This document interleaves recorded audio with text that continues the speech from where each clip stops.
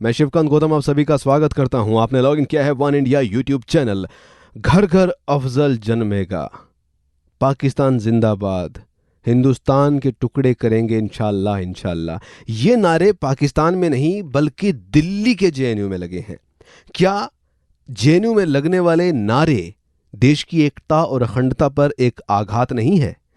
इसके अलावा जो राजनीतिक पार्टियां अपनी राजनीति सेकने के लिए, रोटियां सेकने के लिए जेएनयू में पहुंच गई हैं, वहां पर राहुल गांधी भी पहुंचे हैं, वहां पर अरविंद केजरीवाल साहब भी उन छात्रों के साथ खड़े नजर आ रहे हैं जो देशद्रोही काम कर रहे हैं। और इन देशद्रोही कामों के पीछे क्या वो छात्र ही हैं? क्या पार्टियां नहीं हैं? क्या वो लोग नहीं हैं जो इस देश के टुकड़े करके अपना फायदा करना चाहते हैं या उस बिसात बिछाकर अपनी राजनीतिक रोटियां सेकना चाहते हैं? इस मुद्दे पर बात करने के लिए मेरे साथ जुड़ रहे हैं डॉक्टर राकेश सिन्हा जी। बहुत बहुत स्वागत है सर आपका। जी नमस्ते। डॉक्टर सुब्रमण्यम स्वामी ने बहुत दिन पहले एक ट्वीट किया था और कहा था उसमें कि जेएनयू जो है अखाड़ा बनता जा रहा है, और वो प्रूव भी हो गया है अब कि किस तरीके से एंटी नेशनल जो एक्टिविटीज है वहां पर हो रही हैं। पूरे विवाद पर आपका क्या कहना है सर? देखिए, जवाहरलाल नेहरू विश्वविद्यालय में वामपंथियों का पहले से वर्चस्व रहा है, लेकिन वर्चस्व होना अपनी जगह पर है, लेकिन उस वर्चस्व के आड़ में भारत की राष्ट्रीयता के खिलाफ जंग छेड़ना कहीं से भी औचित्यपूर्ण नहीं हो सकता है जी। इसका एक उदाहरण है कि उस दिन जो जलसा आयोजित किया गया था, जिन लोगों ने वो जलसा आयोजित किया था वो एक प्रतिबंधित संगठन के सदस्य हैं जी। All India revolutionary students federation, जिसे आंध्र प्रदेश में 2004 में प्रतिबंध लगाया गया था, उसकी शाखा जवाहरलाल विश्वविद्यालय में काम कर रही है।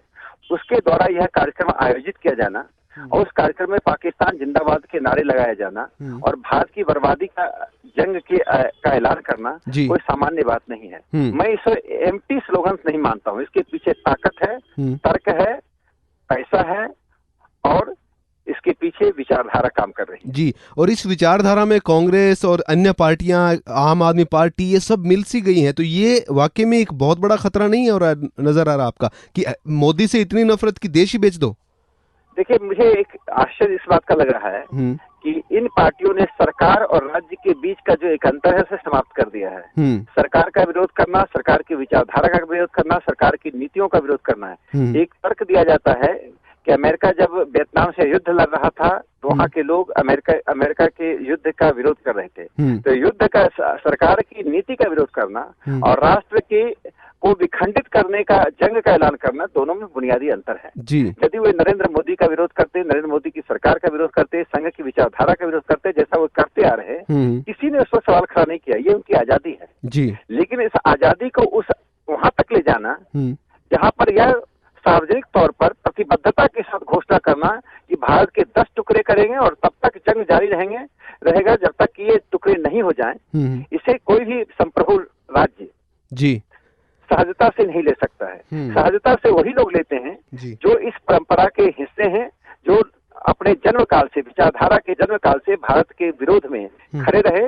इनमें वामपंथी पार्टियां हैं। उसका एक उदाहरण मैं देता हूं।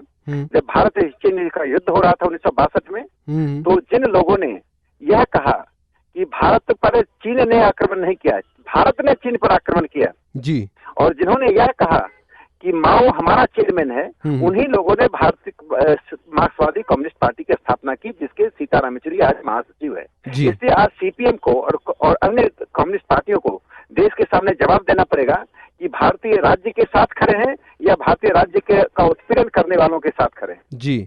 एक आखिरी सवाल आपसे सर, जल्दी मैं चाहूंगा कि इस पूरे मुद्दे में बीजेपी को क्या कदम उठाना चाहिए? सरकार को, बीजेपी को भी छोड़िए, सरकार को क्या कदम उठाना चाहिए? क्या ये सही है कदम उन छात्रों को गिरफ्तार करना और उनको सख्त सजा देना?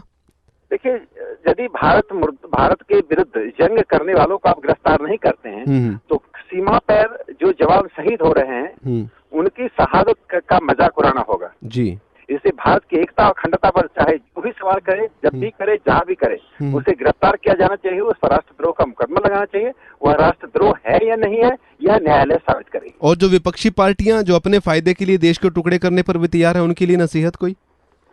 देखिए, मुझे लगता है कि भारत के दलों को यथार्थ से नहीं टूटना चाहिए। मुझे लगता है कि तमाम विपक्षी पार्टियों ने जनता की नजर में अपने आप को गिराने का काम किया है। इस मुद्दे पर उन लोगों का साथ देकर, अगर मगर के साथ, जो लोग भारत के विरुद्ध खड़े हैं।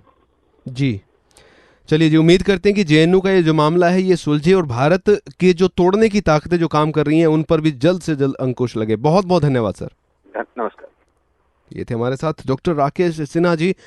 साफ साफ कहा है कि भारत को तोड़ने का काम मत करें, आप मोदी की खिलाफत करें, सरकार की खिलाफत करें, आरएसएस की खिलाफत करें, उनकी नीतियों की खिलाफत करें, लेकिन देश के खिलाफ ना खड़े हों। ये सभी पार्टियों से अनुरोध भी है। हिंदुस्तान जिंदाबाद, लेकिन पाकिस्तान क्यों जिंदाबाद? अफजल गुरु क्यों जिंदाबाद? हर घर में अफजल गुरु जन्मेगा क्यों? क्यों ऐसे नारे लगे और उन नारों को लगाने वालों का साथ क्यों दिया जा रहा है? ये एक अहम सवाल है और ये सवाल देश की एकता और अखंडता को बनाए रखने का भी है। वन इंडिया पॉडकास्ट में फिलहाल इतना ही।